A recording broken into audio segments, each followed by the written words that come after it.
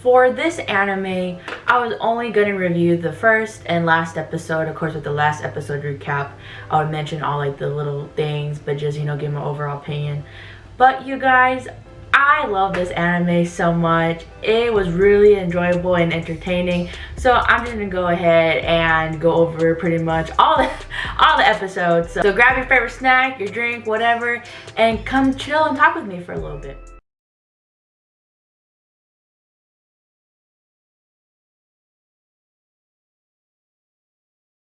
In my last video reviewing Raven of the Inner Palace episode 1, I kind of go into detail a little bit how the ancient China was set up back then, but I highly recommend checking out that video so you get just like a baseline of how this anime is set up. So in the rest of the episodes, you know, we follow the Raven consort who practices the mysterious arts, and she's the only consort in the whole Inner Palace that doesn't bow down to the emperor. And throughout the episodes we follow Shusu, and I know in this anime they were saying the Japanese names, but since I was reading it, I'm gonna go with the names that I read because in my head that makes more sense, and then I really couldn't understand the names when they were saying them in Japanese. So okay, I'm gonna use the Chinese names, okay? Shusu, we end up learning, is just a 16-year-old girl who ended up being the Raven consort. Pretty much her job is that she exorcises and purifies any ghosts that linger there and just send them off to paradise, which that's either figuring out why they're still there or they have some unfinished business. But point is, you know, that's her job to send them to paradise. And there's also a B story of the emperor finding out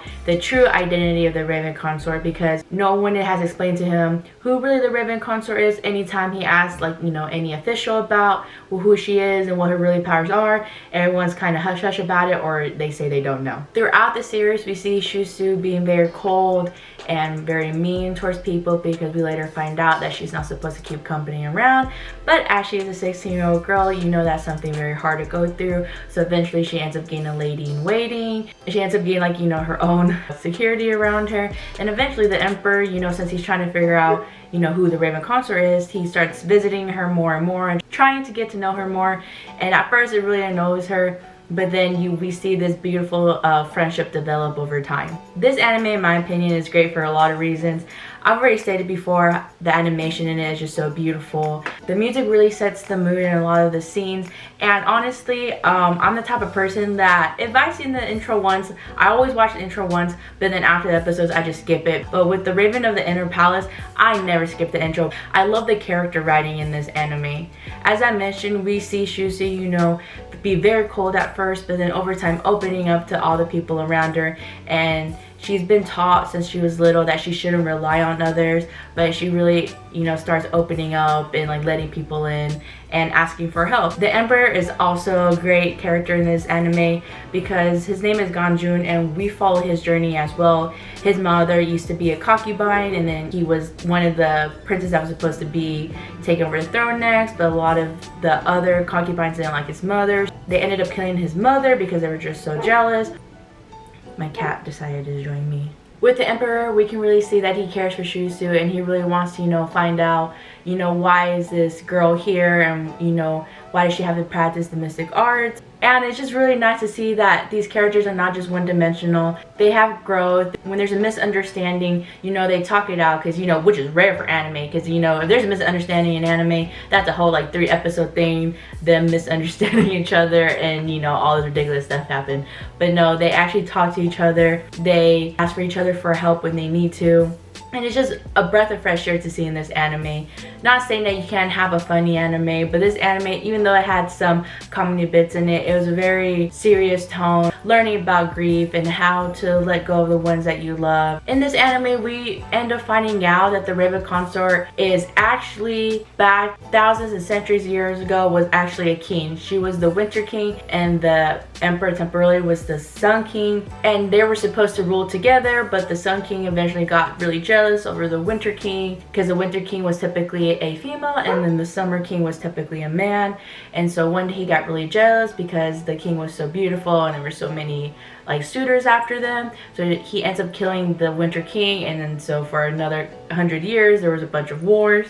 After the Summer King has betrayed the Winter King, there's 100 years of war after that. And so now the current dynasty before Gaju takes over, they said, okay, to avoid war, we shall keep the Winter King here, but we'll give them the title of consort.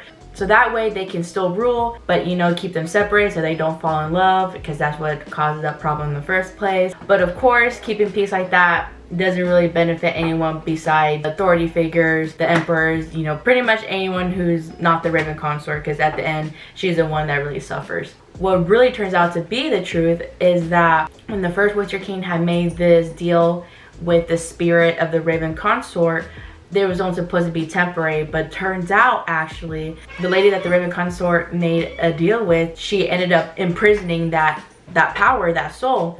And so pretty much the Raven consort, she's trying to get free of these flesh like prisons, but she can't because of this deal. The Raven consort is suffering all the time, and so that's why she has a lot of rage and anger, and that's why, you know, the Raven consort, the current one, they can't get emotional, they can't get attached to people because their emotions like fuel that rage and anger that's within inside, but that's why she's able to have these powers. Even though this anime was only 13 episodes, it really packs a lot of information in all the episodes, but not to the point where it's overwhelming, but enough to, like, you know, keep you interested. Okay, like what's happening in the next episode, like what's going on. And turns out that eventually the Raven consort has an expiration date per person that it travels through, and so Ganjon, he's like, you know, he's really starting to get close to Shusu, and he's like, well, oh shoot, like if she's about to die or something, like is there anything we can do? And so at the very last episode, that's kind of what we leave off at, is that Ganjon is trying to find out, okay, is there any way I can truly help her? Because, you know, she is my dear friend now and I don't want anything to happen to her. And that also Shusu, she's like, you know, has this revelation like, oh wow, like my body's pretty much a prison for this spirit. How does someone handle that? How does someone even like begin to, like, you know, like feel? So I really hope this anime gets a second season. This is one of those animes that kind of went under the radar. Like I never heard of it until I saw another YouTuber talking about it, and that's pretty much the only video I've seen. So, and when you look at the likes on the video compared to like other shows that were out during this time, like Chainsaw Man or Spy Family, it doesn't really have a lot of likes. It doesn't have a lot of dislikes, but it doesn't have a lot of likes neither. So, and you know, typically if the anime is not so popular, it doesn't get a second season, but I really hope that with more people talking about it and people just realizing how good of an anime this is, I think people will really enjoy it. And I'm the type of person that I love slice of life animes, but in this anime, even though it's a slice of life, it still has, like, you know, like friendship in there being a constant value. You still get the magic element in there, you get the mysteries, like, you know, like, oh, which ghost are we gonna get today, like, you know, how we're gonna deal with this today. And then you also have the great character writing. Seeing all the characters just grow with each other and actually learning from each other is really something nice to see, especially with the, and I know I'm pronouncing this wrong, but the Yuchins there, like the men who like guard the palace. Apparently, like a lot of them have like really sad and tragic backstories. They start receiving, you know, compassion from the emperor and the Raven consort, and so it's just nice to see that in this anime, like, it goes deeper than just your typical slice of life, like your typical romance, if you can even call it a romance. I mean, there's some bits of romance in there.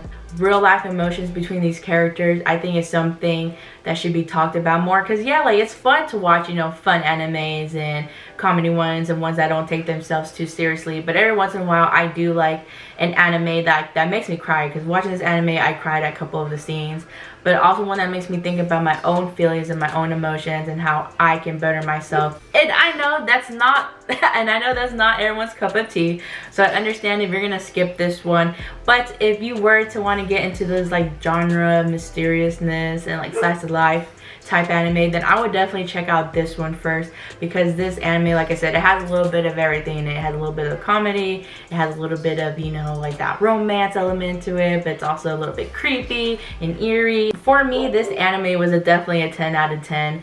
Rewatching it a second time, I definitely picked up a lot more things that I did the first time. How the Raven consort's life was really hard growing up. It's just so crazy seeing her being so shut off, and slowly over time seeing herself like being loved and letting herself being taken care of. So are you gonna check out the Raven of the Inner Palace, or have you already? Let me know down below in the comments, and like this video if you liked it, and share it if you feel like sharing. And also, if you haven't subscribed, it is okay.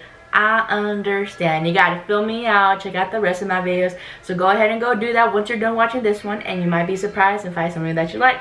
And I'll catch you guys on the next one. Bye.